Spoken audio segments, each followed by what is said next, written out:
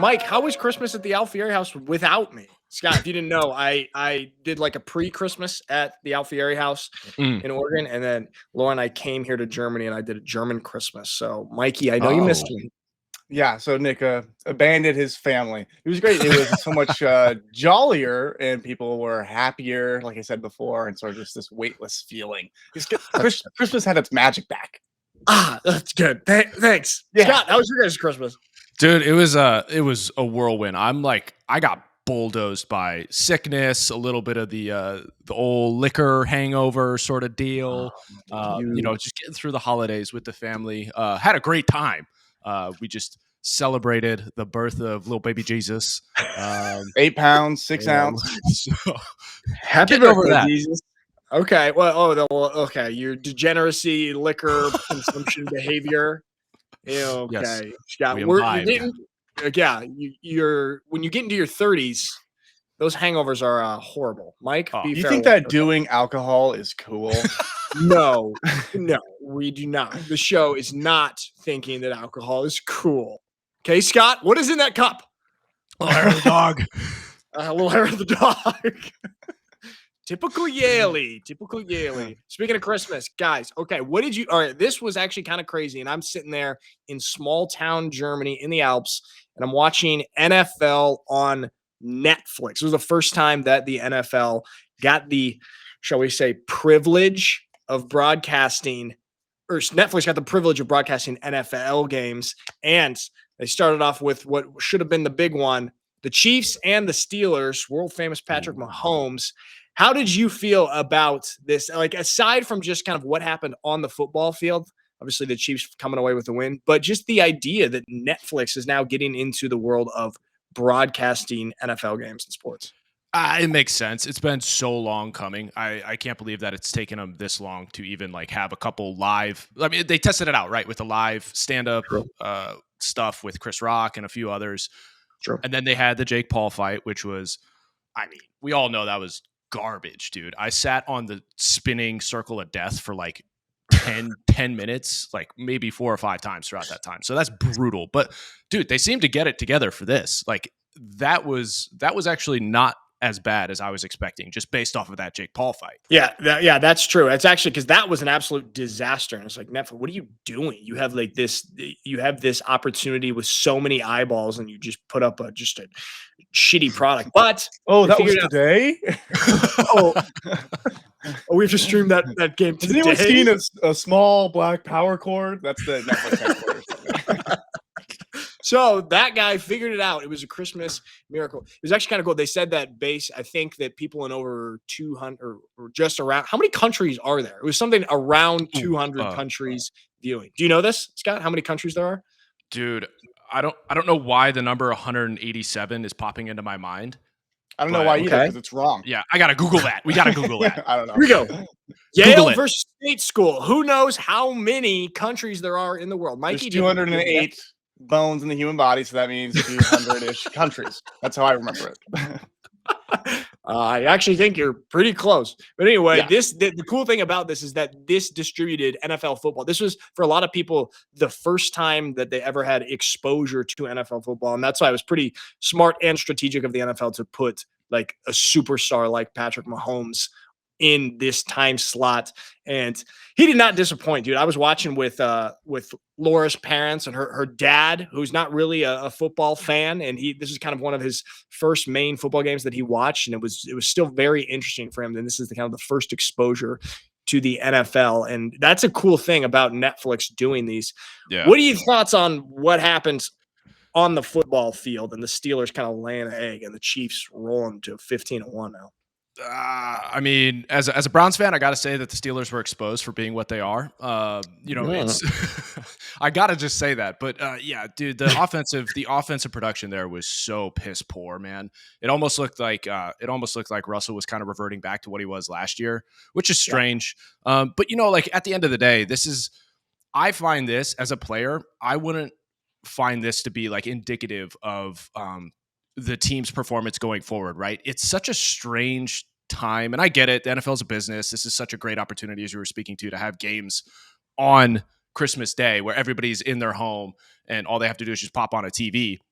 but like to see the game. But I don't know. As a player, I would find this to be so jarring to play on a day like this that has nothing to do with like business or shouldn't have anything to do with business or sports or anything like that. It should be like Christmas should be its own thing. So I don't know. I get the sense that a lot of players maybe while they are professionals, they may have been in that headspace. So I'm always going to give them the benefit of the doubt as to like performance on Christmas Day, because I think it's like kind of absurd that we're even doing that.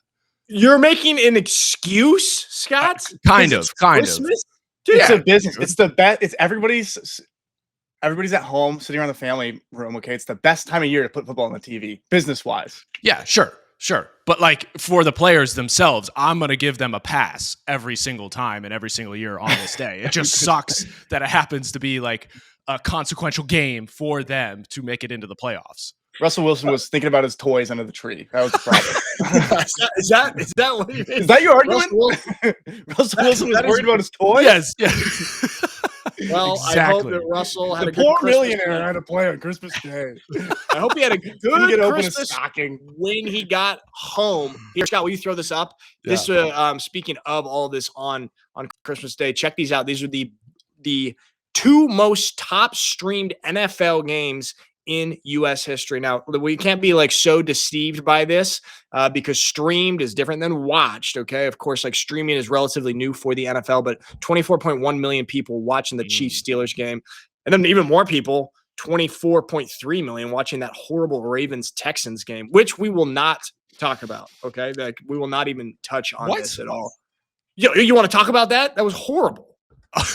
I mean, we got to touch on it a little bit. I think it's actually quite impressive that you scored 2 points. Dude, impressively depressing. What is going on with CJ? Should we talk about CJ Stroud? Yeah, we got it. All right, Scott. Then let me bring this up right here, because since this interesting moments between CJ Stroud and Caleb Williams, he's been atrocious.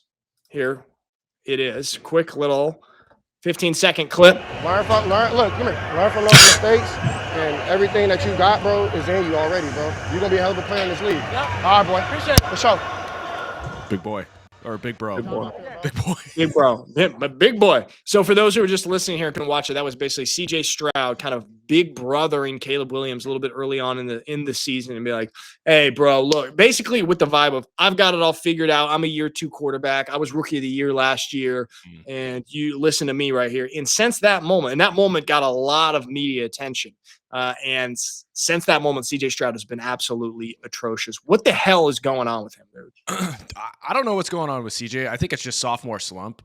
In this moment, he was riding high because everybody and their grandmother were talking about how he's the second coming. It's just hilarious though, because even though he's in that slump, they're still making it to the playoffs, or seemingly they're going to make it to the playoffs here, barring some like miracle. And then outside of that, like we're seeing Caleb Williams by numbers actually performing quite well comparatively to CJ Stroud ever since this moment.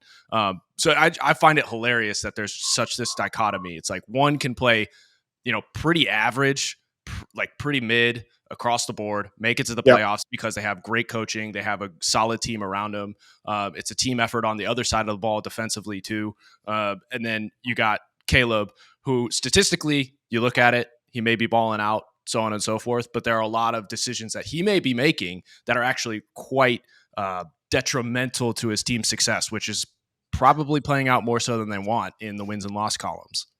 Dude, I just saw something that they are the Lions, or excuse me, the Bears are 0-10 in this certain whatever it is 10-week stretch here, and the last team to do that in that specific stretch was the winless Detroit Lions, however many years ago, where they went 0-16. So really impressive dude. But like you have to have humility no matter what position you're in. You have 1 year of success. You're the rookie of the year, and you're kind of feeling like, oh, you're on top of the world. And, he's seen leaving some celebrity events with certain ladies. And ever since then, he has not performed well. And it's like, bro, you kind of he had also a crazy offseason where he went on all sorts of podcasts and kind of just hit that media train way too much. Like, bro, you had a good rookie season and you're acting like you're Patrick Mahomes. And now it's coming back to bite him. Dude, okay, but I got to give him the benefit of the doubt here because while he may have gone on that media tear in the offseason and everything like that, everything he was saying was actually pretty legit from a competitive standpoint. And like the amount of confidence that you have to have as a quarterback, and then on top of that, as a quarterback in the NFL, like has to be second to none. And the way in which he projected that confidence, I thought was like actually quite appropriate and quite well done. Versus like we see a lot of other personalities project their confidence in some pretty ridiculous ways. So like sort of Josh Rosen approach. Whatever happened to that guy? Yeah, I guarantee 10 Super Bowls. What? Dude, why would you say that? Mikey, this is your next segment. You're going to do deep dives into those who have been forgotten. Okay, yeah. That's actually great. Where are they now? Try and get Josh Rosen on the show, Mike. Okay, I'm sure he'll do it. He doesn't have much else going on, does he? Yeah. Probably not. And hey, CJ, I know you're watching, and sorry I said anything about you, but please come on our show, even though I made fun of you for going on a bunch of podcasts. Come on our podcast and say all that good shit that you were saying last offseason.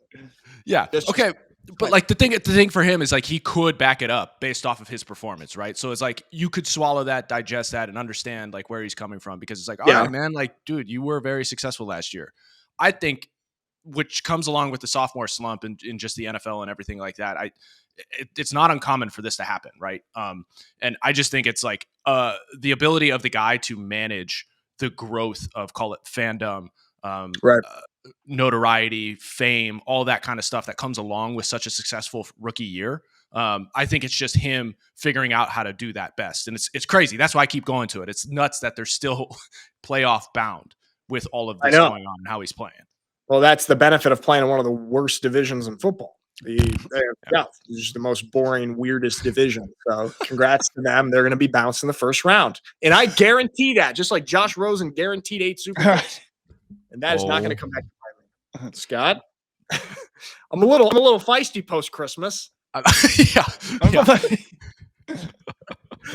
All right, back to a quarterback who actually could say whatever he wants in the media and actually does not is Mahomes. Mahomes was, like I said, super impressive in that game on Christmas Day. I do want to pull up this clip here because this play, I think, really, really illustrates kind of the greatness of Patrick Mahomes. Here, I'm almost ready to share it. There we go. Scott, there can you throw that up, please? They're like, wow, he's making these unbelievable plays. But this is an unbelievable play. It is. There's not many guys out there just backhand flipping the ball for a first down. You know, and I'll talk to Patrick Mahomes. They're like, okay, so for those who are just listening, it's the play where Mahomes kind of scrambles out to the left-hand side and just shovel passes the ball to a wide receiver who is on the ground and not looking at him the moment that he does this. And just like kind of the forethought and sort of innovation to make a play like this. And I think this is exactly what the NFL needed and Netflix needed and wanted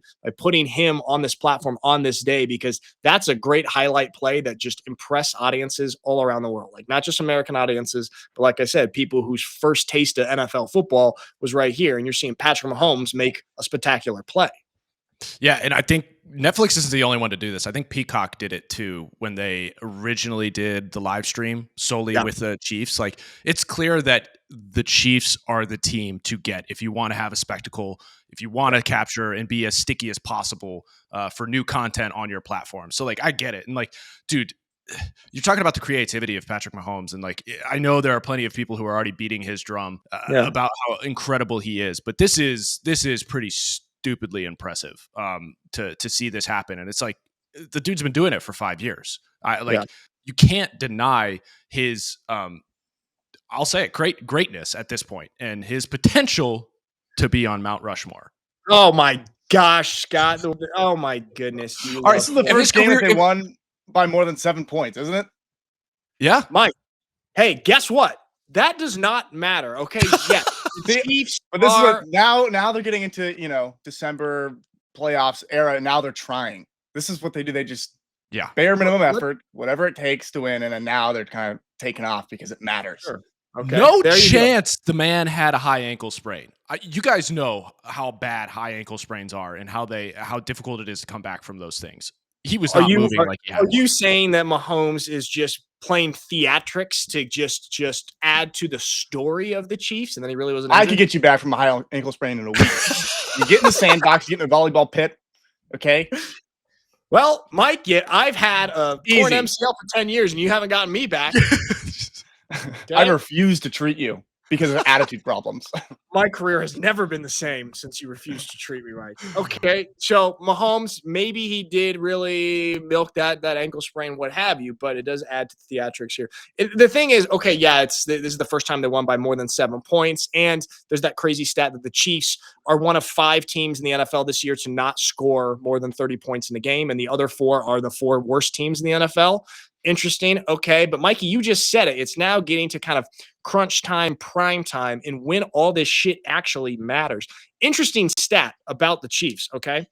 They are not very good in a lot of statistical categories on offense. Like in yards per play, they're like 19th or 20th, below average, bottom half of the league in yards per play. But when it matters, they are best. They're number 1 in the league in third down conversion percentage. They convert 50% of the time on third down, and in outright third down conversions per game. Like they convert third down more than anybody else. And what do you want to be, Mike? Do you want to be like a gazelle just grazing all the time and you're eating grass just constantly, okay, and doing just fine? Or do you want to be a lion that maybe doesn't do anything for 23 hours of the day, but when it matters, you go and you attack and you get your dinner, and that's the only thing that matters, and you get it done in crunch time, Mike? Are you gazelle or a lion? Number 1, that sounds like my kind of work schedule. Nothing for 23 hours? That's great. Okay, also, I did not criticize them. I'm just pointing out that they rely on their talent. They do the bare minimum necessary to win the games. It's not a bad thing. It's just they're conserving energy. Okay. Yeah. And also the third down stat is a perfect microcosm reflection of that. Third down, we have to get a first down now. Okay, let's do it now. Yeah. Well, I've never in my life heard you use the word microcosm. Well, I've been watching a lot of Scott talk. Scott has really good vocabulary words. You've been writing those. I actually think that was a vocab word from one of our shows a couple of weeks ago. It's called a callback right there.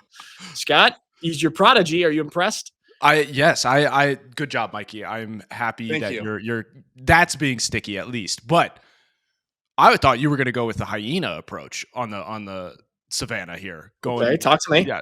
Okay, so super high energy, travel in packs. You wait for the hard work to be done, and then in the moment's notice, you go and get your meal after the thing's dead, right? I don't know how that connects to football. I know what you're saying here, and everybody. I like that we're all. I don't even know what I'm saying. Well, I mean, you know what I'm saying? This makes me want to watch Lion King. And as a kid, the hyenas were really, really scary, as was Scar. But I'm thinking more along the lines of Mufasa, kind of like the hero lion. R.I.P. Mufasa. Spoiler alert. But I think that it is like third down is when it matters, okay? And that is just when they get it done. And that's kind of it is the greatness of Mahomes, and it's why he is on Mount Rushmore, or potentially on Mount Rushmore. Scott, are you happy with that? Yes, absolutely. It's like, let's not obviously give him his flowers while he's playing, but let's not like chisel his face in just yet while he's still playing. Okay, fair. All right, we won't chisel his face in. So NFL on Christmas on Netflix, big numbers, and there's an interesting little story here as well with the NBA and numbers in Christmas games. We'll touch on that in a second, but I would just sticking with the NFL here, guys. Rumors are circulating about Pete Carroll possibly being interested in, or the Bears being interested in Pete Carroll for that job, for the Chicago Bears job. Scott, I'm going to throw this up here really quickly. This is from Adam Schefter. Former Seahawks Super Bowl winning head coach Pete Carroll has expressed interest in the Bears job. What do you think about this? Do you think that could be successful if it does play out? I know it's just rumors right now, but what's your initial reaction to that? No.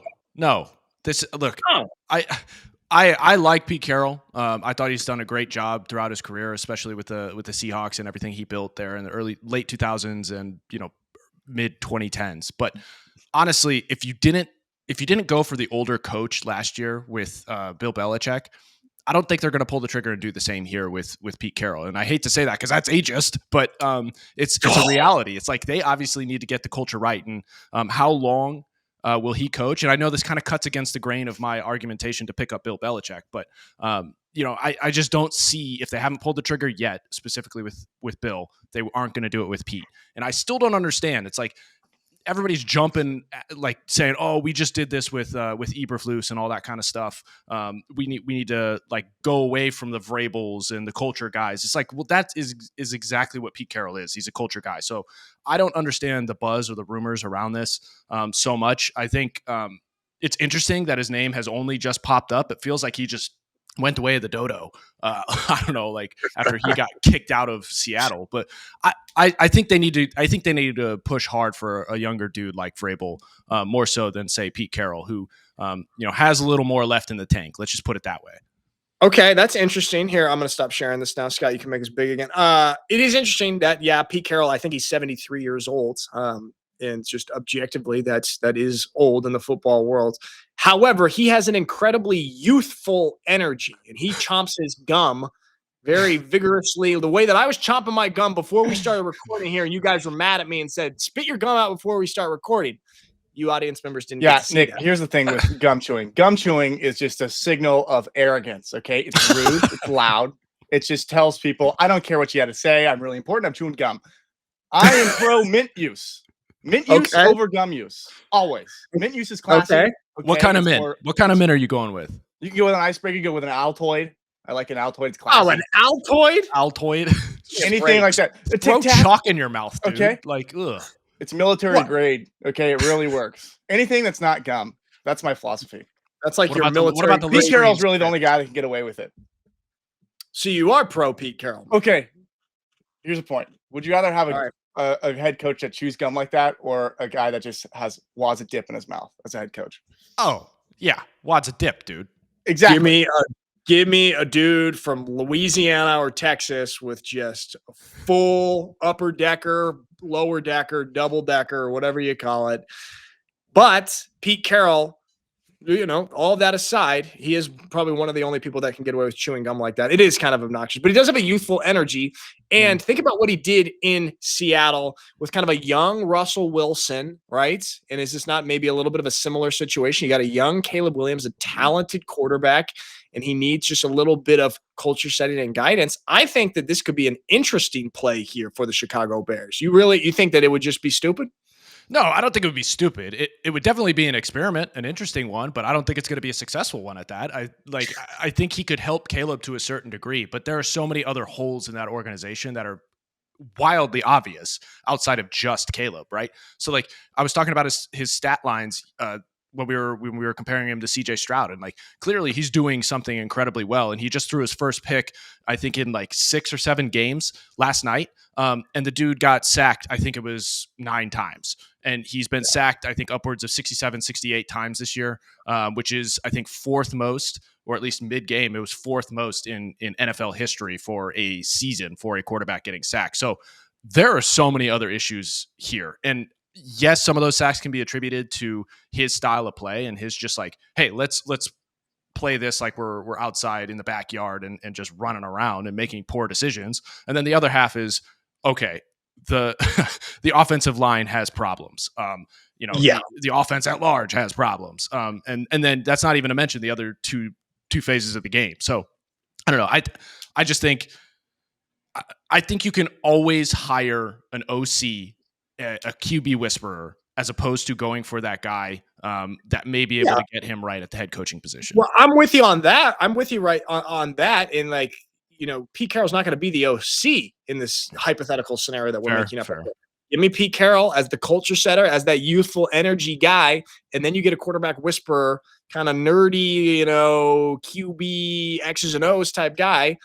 Ben Johnson-esque. You're not going to get Ben Johnson because if he goes, he's going to go be a head coach somewhere. But I think that could be an interesting play. Dude, it's so interesting, though, thinking about, like, there's such a fine line in kind of the stuff that's Patrick Mahomes does, or like what Caleb Williams maybe attempts to do with some of these expanding plays and keeping plays alive and doing stuff with his feet. And sometimes if you do that, If you're successful, it's awesome. If you do that little interesting pitch play that Mahomes did, that's awesome. But if it is not successful, you look very, very stupid and you make the team look bad. So it's such a fine line between a guy like Mahomes and Caleb. And we've seen like Caleb does have flashes of that though. Dude. Yeah, like, last night he had a couple of them. Like at the end of the second quarter, he had an amazing granted it wasn't a touchdown, but he was rolling to his left and threw an absolute dart to I think it was Adunze in the end zone. Like absolutely beautiful play and was Mahomes-esque. And then he had another one at the end of the game that looked very much like that, converting on a third and long or a fourth down. I forget which, but he has flashes there. But then you also have the bad part where he runs around and makes a stupid decision by just hucking up the ball after doing his little scramble to essentially throw an interception to end the game. Like, dude, you can't have both sides of that. But these are the most entertaining players to watch ever. You look at Barry Sanders. He had the greatest runs ever, but he also had the most negative runs in the history of NFL because he's a big risk taker, And then the same thing with coaching. You look at Dan Campbell, one of the most fun teams to watch, most fun coaches to watch because he's a big risk taker. But then you see with that onside kick, okay, didn't pan out that time, but those risks are what make him who he is. Then he gets all the flack on those decisions, but it's the same philosophy. That's a really good point, and that's actually, I mean, there is, I mean, the risk taking is super entertaining. It's just that Caleb needs a coach or a system or organization that can kind of just balance out and pull out the upside of those risks that he takes, and make it so he gets a little bit leaning more in the Mahomes direction. I gotta say with that comparison, I agree with you there, Mikey, but I think there's a vast difference when your quarterback is the one always running the risks, right? You can have gunslingers like Brett Favre of old, where he wasn't a stranger to throwing interceptions, but the amount of touchdowns he was producing was like insane. So like you can kind of take the bitterness with the sweetness there. But if your quarterback is not clipping at that same level in terms of touchdowns and yardage and all that kind of stuff, then it becomes a problem and it puts so much pressure on your defense and your special teams to where like you have to have a solid organization and a solid culture to understand that those two phases are going to be wildly important in order to support your quarterback's risk taking. So like I think it works to a certain degree, but the quarterback is just very different versus say a head coach or a running back like Barry Sanders, which sidebar, insane that Barry Sanders has the numbers that he has in the record books. If that's true, it is true. That's nuts. He's the most negative runs. That's awesome. Hey, high risk, high reward. And also, another reason I like Barry Sanders, never celebrated once. Oh my gosh. And the ball or F. I expect you to score. In this emotionless, nonchalant, I love the way he played. Just no celebration of life or touchdowns. Like, what is that? You and Barry Sanders, Scott, are you a celebration guy? No, I think I'm not a very creative dude when it comes to in the spur of the moment. So no, I was always you're creative. Remember that finger painting you did first grade? It's on the fridge somewhere. We still have it hanging up at our house. Dude, I hand the ball off, man. Celebration is not necessarily about creativity. It is about emotion. And no, I celebrated, okay, but not in a creative way. It was kind of shitty and cringy and kind of just jumping around, but it's about the emotion. It's not about, you don't have to choreograph something with your friends at practice. That's honestly, for a defensive guy at least, that's a little much. I like to see a spontaneous kind of just not coordinated celebration that evokes emotion. No, to the chagrin of my teammates, I was a hug and headbutt dude. So that's what happened after I love the ball off. Yeah, good headbutt. I love that. One time, Cody Pastorino, one of my teammates out here, Mike, you know him, you play with him. He made a huge hit on a running back, and he kind of got his bell rung a little bit. And then it was a big third down stop. I came over, flying over, celebrate, hug, and headbutt, boom. And then he fell down and kind of got woozy a little bit, and that gave him a concussion.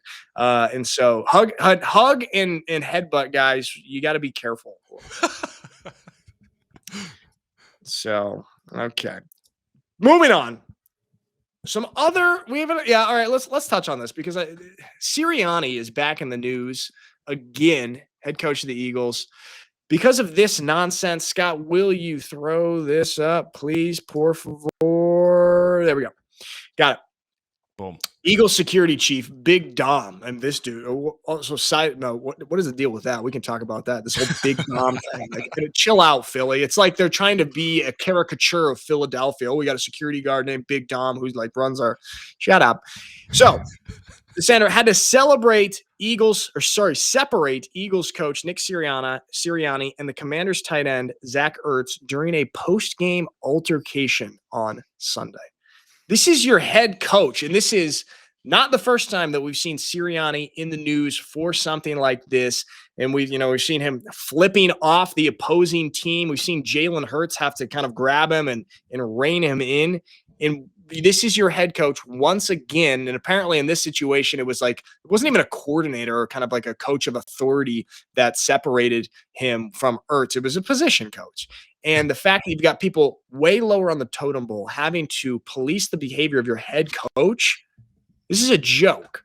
What are your thoughts? Yeah, he's got a little bit of Dan Hurley energy for sure, as we witnessed during the Maui Invitational this past year with college basketball. Like, at the end of the day, I don't know if we have the video, but there's a video of Zach approaching him.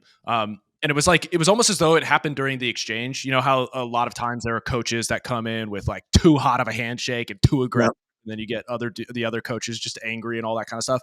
It seemed like there was something kind of going on that way, and it was just like Ertz may have gotten a little heated that Sirianni didn't like dap him up hard enough or like embrace him for long enough. I don't know what it was, but then they started chirping, and then like once you start chirping to Sirianni, he like automatically flips into like a 22-year-old dude who wishes he was still at the top, and like that's the kind of energy I was witnessing during that.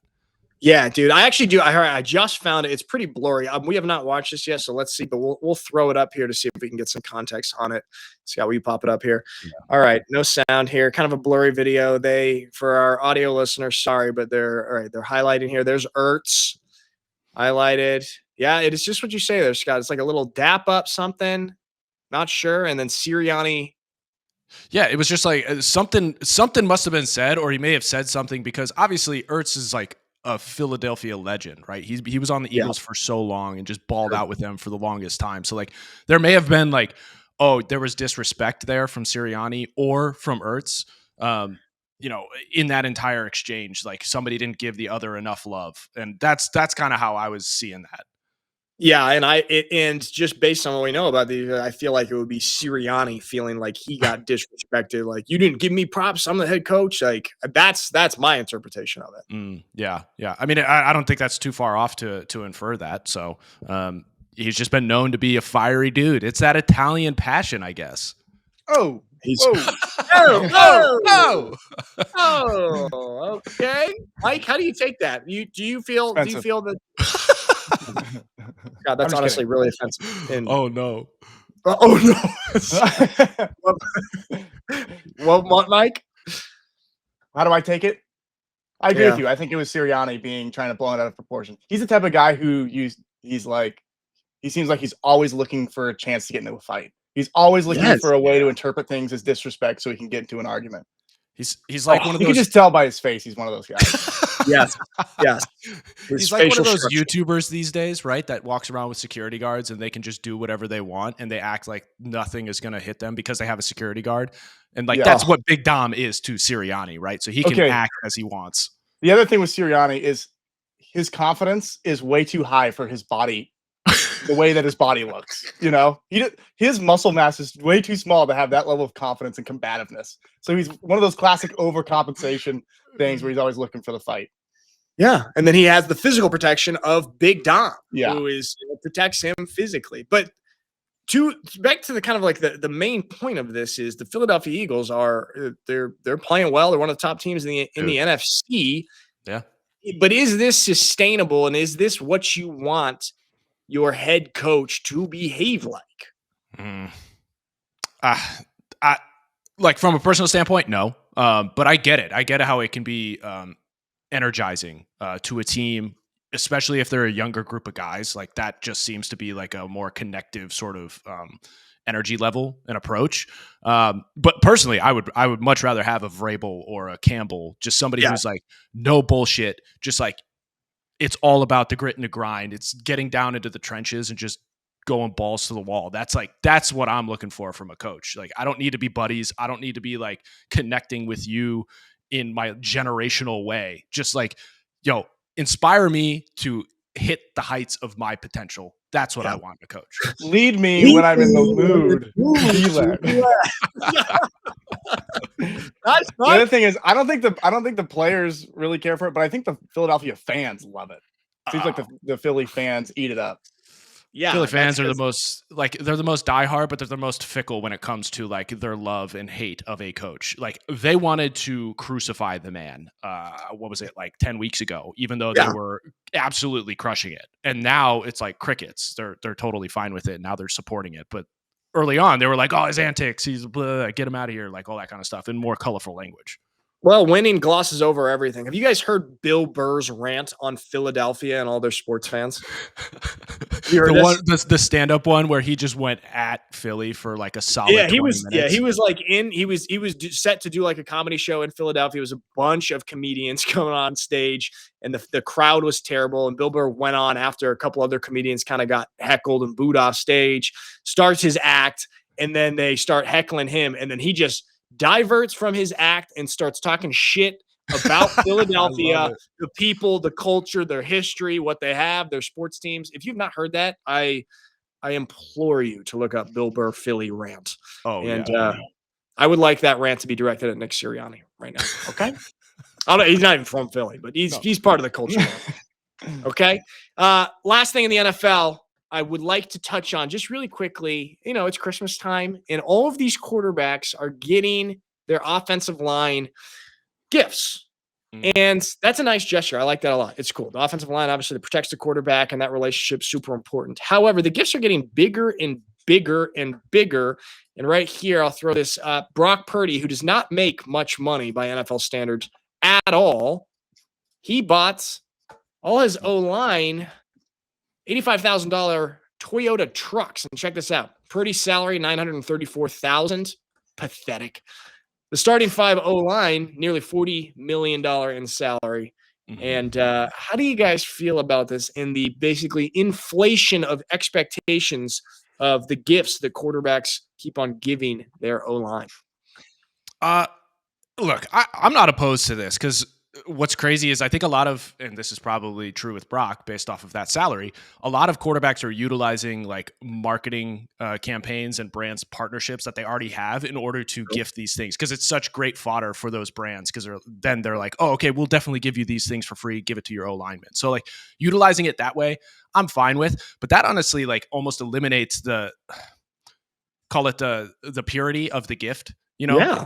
Eliminates that, and it's just like so transactional at that point. So I don't know, looking back, so my dad was an O-lineman for almost a decade there in the NFL. He had many quarterbacks giving him gifts, and I think one of the top ones was Bernie Kosar. He was the top paid quarterback or the first quarterback to start making over $1 million per year back in the day, right? So that year that he signed that record-breaking historic deal with the Browns, he ended up giving all the O-linemen a massive case of Dom Perignon. And that's like, I mean, that stuff is like not cheap, right? Especially if it's a whole case of it and stuff. But like, yeah, if we're giving cars away, we're entering into a whole nother echelon. And I would like to just see, like, I don't hate the quantity. I would just like the purity of the gift to come back. Yeah, and I think that's cool. That's sick, though, that your dad had that experience. That's crazy. You would know the price of those Dom Perignons, you booze hound, Scott. All right. Dude, we tried to open one because he still has a few bottles left. We opened one like, I don't know, 5 years ago, and it was so bad. It's so skunked. Really? Like, well, it was bad because we moved so many times because my dad played for so many teams that it was just like poorly kept and probably in the garage just baking forever. So not great. Mike, I know what joke you were going to make right there. The joke about the mayonnaise from The Office. Sun beating down on it all The day. hot sun beating down on the mayonnaise. You never know. Yeah. Hey, that was pretty cool. That was pretty cool when we both had the opposite. We throw this up here quick, Scott, because Jared Goff feels a little, it's a little difficult. He said Jared Goff on his Christmas gifts to O-line. He said it's hard when you guys got guys out here giving out Toyota trucks to try and keep up with that. But I got my O-line a nice Yeti package with a ton of Wagyu steaks and beef. I hope they like it. And you know what? Honestly, yeah, that feels pretty pure. that feels really pure and real, and it's not like a marketing stunt, unless you have some sort of deal with Yeti. But that's, I like kind of the purity of that. Yeah. I mean, dude, if Jared Goff really wanted to, after the deal he signed, he could easily have gotten them a slew of Ford trucks, all of them too. So yeah. Sheila Ford Ham could have done a few things, worked some things around to help out her offense. How about something nice and sentimental? Maybe write him a poem or make him a card. Something from the heart. We could ask Luke to help him out with the poem. We like to do poetry on this show once every 6 weeks from the guests, so be expecting a poetry coming up again here. He should do a seminar for NFL players, just a poetry seminar to help them kind of express their feelings in a different way. Yes, exactly. Yeah, that'd be good. So a good way to deal with kind of the hardships and adversity that you face playing sport. Poetry. All right. Okay, we got to revert back to Christmas Day here, because LeBron James said this here, I'll throw this up. One moment. Got it. LeBron James, I love the NFL, but Christmas is our day. This is a quote from LeBron James on Christmas Day. However, here is the reality of the numbers of the NFL games versus the NBA games. Obviously, we touched already on the NFL viewership, 24 million per. The NBA games, all right? Here are the numbers right here, and we'll see the highest rated game was the Lakers-Warriors, which was 7.7 million. Basically a fourth of – is that my math right, Scott? Yes. Is it? Yeah, it's like close to around a third or a fourth of the NFL games right here. And this just is such a clear example of how dominant the NFL is right here. What are your thoughts on this? And this is also another example of LeBron just lying. It's Christmas is our day. We have better numbers. No, we have such good numbers, the best numbers. Yeah, another example of LeBron's compulsive lying. How do you feel about this, Scott? Dude, numbers don't lie, right? It's the same as ball doesn't lie. It's just one of those situations where it's like, look, the reason why NFL numbers are as high as they are is for a multitude of reasons, but I think at the crux of it is like every single game matters so much. So like, even though this is a 1 day a year sort of deal for these games to happen on a Wednesday, the games are consequential to the playoffs, as I was mentioning earlier with the Steelers and all that kind of stuff. And like for the NBA, they're just at the first half, within the first half of their season. And it's just like the fandom understands that it doesn't really get good until this day. And then there's a gap, and then it doesn't get good until after the All-Star break. It's just like, come on, this is the NBA running into that issue of like meaningful games versus just, okay, we're in the throes of the season. Like it's whatever. Like that's why I love the NFL, is because every game matters because there are so few of them. Yeah, I mean, it's just like we said that's on the show before. It's the stakes of the game, and there's so much more connect there, and also with all the things going on in the NBA. I mean, there's just a huge multitude, to use your words, Scott, of reasons that the NBA ratings are plummeting right here. Adam Silver, the commissioner of the NBA, has got to be freaking out, man, because they are in a dire situation. What do you think? What do you think about this? This is a suggestion that I heard from somebody. Okay, you know how like in baseball, every baseball stadium has different distances that create a home run, right? Like it's not universal. Every stadium has their own dimensions and their distances. Yeah. One of the big complaints about the NFL right now is the NBA right now is the fact that there's just so many three-pointers being shot. It gets boring. It's stale. Every team is playing the same way. Imagine this. If NBA teams could, at the start of the season, set the distance of their three-point line, where it is it back further? I know it sounds crazy, but think about this. Or maybe some teams don't even have a three-point line. Imagine this as a solution to make NBA basketball more interesting. I know it sounds crazy, but chew on it a little bit. What do you think about that idea? I chewed on it. Okay, and I think it's bad. I think it's a bad idea. Here's what you need to do. You can all right, like fix basketball. Nice try. Okay, here's what you do. Here's how you fix it. You make dunks worth 3 points. I think we talked about this before. Dunks are 3 points, and 3-point shooters are 3 points. So you have equal incentive to drive to the rim as to stay back and hit it and take a shot. So that way, that'll be way more exciting to watch. People really wanting to get to the rim, Michael Jordan type drive to the hoop. Yeah. No, I actually like that idea better from Mikey. Because look, the precedent has already been set for certain types of shots counting for a different number of points, right? So like the 3-point line was only introduced in the late 80s, mid to late 80s.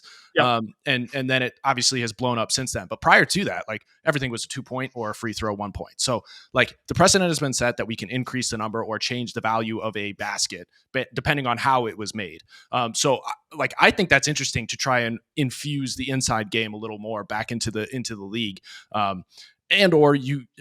With that, I mean, I guess this cuts against my argument too, because the precedent has been set to add the 3-point line where it otherwise didn't exist. So like to your point, you could actually add another line that's of a different point value outside of the 3. So there could be a 4-point line or something like that. But in terms of the actual arc of it, I think that would be so difficult. And I think you would only have to limit it to one side of the court, right? So each team just throughout the game, depending on the half, they're shooting on that side of the court, but it's not throughout the entire game that they have that advantage or disadvantage. Well, look, see, now you're kind of getting into the realm of my argument here and mine is not so crazy. Yeah, I confused myself there with the precedent set. Yeah, see, look, I got you. Yale my ass. All right. Oh, Mike, I'm with you. Make dunks worth 3 points. That's awesome because then people have to try. Then it's more exciting. Then it's going to get more physical. And we're going to have less of this buddy NBA culture. That's another thing. It's like balancing the run and the pass game in football. Now, it'd be like if you only score 7 points for a throwing touchdown and a running touchdown's 2 points. That's like that. Yeah, it's like if watching football, the only things that we had were quarterback sneaks and Hail Marys. That's essentially that's it. And we need to have more variety here in basketball. But I lost my train of thought there, Mike. Oh, sorry.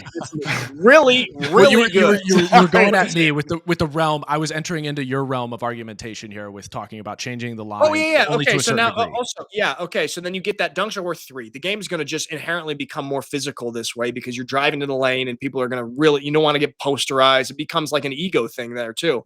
It has the potential then to return to that late 80s, 90s style aggressiveness, which made that era of the NBA so cool. And some of these superstars absolutely hated each other. Like you go back, like Jordan and Isaiah Thomas, those dudes or Michael Jordan at least did not like Isaiah Thomas, and Jordan made everyone his enemy. You wouldn't see Michael Jordan going around and being on everybody's podcast the week that he's playing against them. And I think just the entire direction and culture of the NBA has been set this way. So something like that could help it. But now tell me, what do you guys think about this? This is also something that I heard somewhere. I don't know where I saw it. I'm just scrolling on X and interesting takes. But the idea is there's kind of a disconnect and just a decrease in popularity, of course, with the NBA. And many of the superstars in the NBA are European. They're not from the States. Of course, we still have our American stars, but now recently a lot of the superstars are coming from foreign countries. I think just inherently that's a little bit more difficult for young American kids to identify with and grab onto and be like, okay, that could be me. I could grow up to be an NBA basketball player.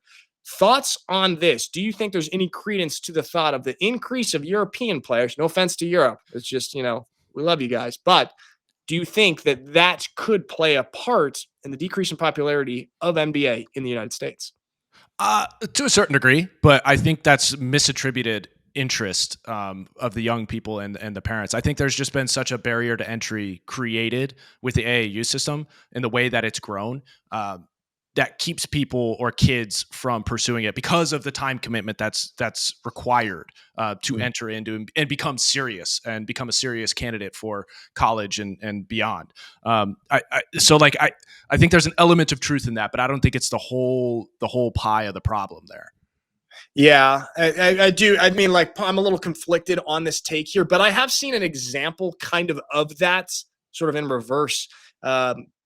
Be reality. So out here in Europe, obviously in the European League of American Football that I'm involved in, most of the quarterbacks out here are Americans. Like each team gets 4 Americans, and every single team is going to get an American to play the quarterback position, the most important position.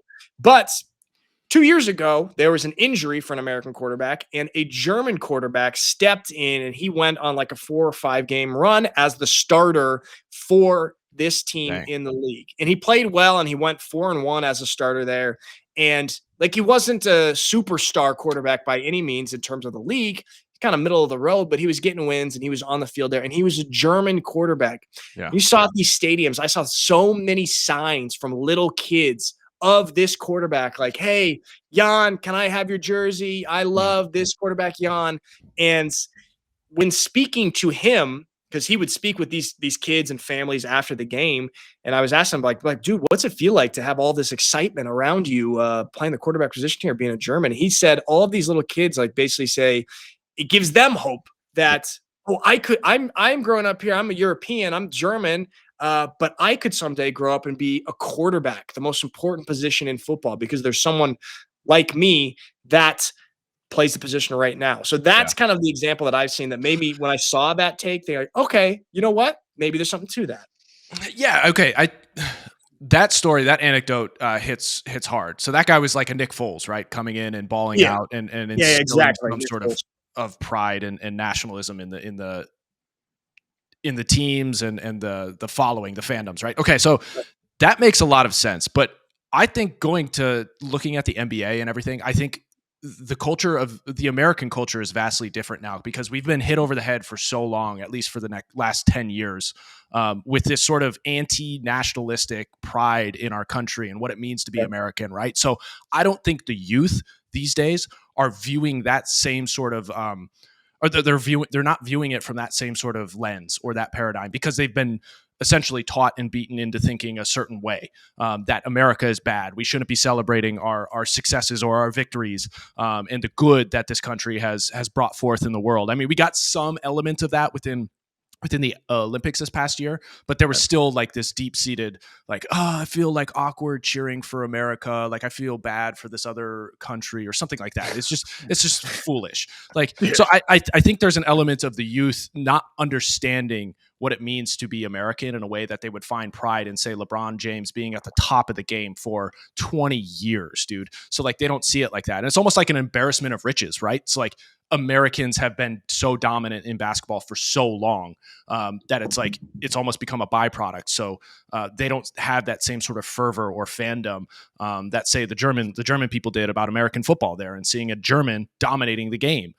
So I hope it swings back, and I think actually infusing the European element to that will spur those, even though they may be fewer, those who have that same sort of pride and being like, no, this is our game. This was developed in our borders. Like, we're taking it back. Like, we're not allowing this to happen. But I also think that it's going to take a whole generation of people to think that way in order to kind of right the ship. Dude, that is a very good point, actually, because I think that kind of when we were growing up as kids, it felt like a little bit of a different sentiment. It wasn't like looked down upon to cheer for the USA in the Olympics, what have you. And I remember, like, speaking of it, like, I think because of our era was a little bit different. I remember being a kid, being a Portland Trailblazers fan, right? And all right, we had guys on the Portland Trailblazers. Shout out to the Jailblazers. Jailblazers, okay? But think about this. 2 guys on that team, Damon Stoudemire and Arvydas Sabonis. Damon Stoudemire, American, okay? And I, as a little kid, felt so much more connected to Damon Stoudemire. And I was like, okay, Arvydas Sabonis, he's great, big player on the team, and what have you. But I felt like almost no connection to him, and I had felt way more of a connection and kind of an admiration and inspired by a guy like Damon Stoudemire.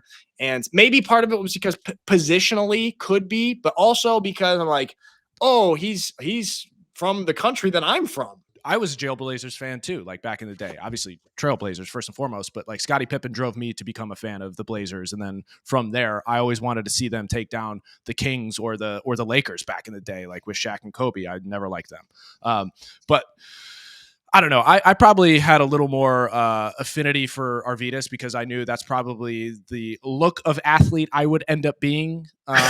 So that's kind of where I had an affinity for him. So That's only, Scott, if you got dad jeans and grew to be 6'7". But we know all It didn't turn out that way.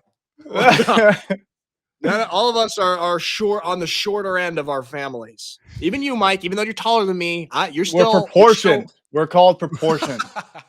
We do this, Scott, in our family. We make fun of actually the taller brothers because we like to marginalize tall people in our family, so that Nick and I feel better about ourselves.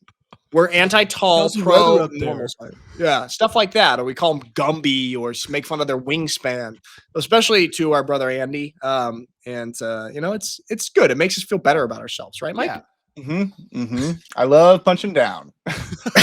In this case, it's punching up. Oh yeah.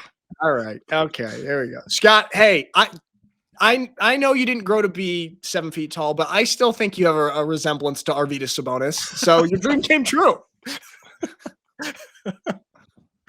Okay. All right. Intuition was right.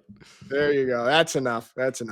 All right. I think we're right under an hour here. What do you think? I think that's good for today, huh? I like it. That was fun talking about the NBA. We're gonna fix the NBA, guys. Okay. Yeah. And I think we're tickling the subject of healthy tribalism and fandom and all of that kind of stuff there in that conversation. So it will continue. Yeah, I think exactly. And that's what's great about sports. And healthy tribalism right there. All right, guys. Good stuff. And Mike, make sure no one goes in my room while I'm gone, all right? And don't make it messy, okay? Tommy's in there? Oh, he can be in there. Okay. Send me a picture of him. Okay. Mikey froze on a smile. Dude, what is this? Promotion for the Smile 3? Wow, Mikey. He's got the Invisalign. Dude, Mikey got an Invisalign sponsorship. Let's just full screen this one.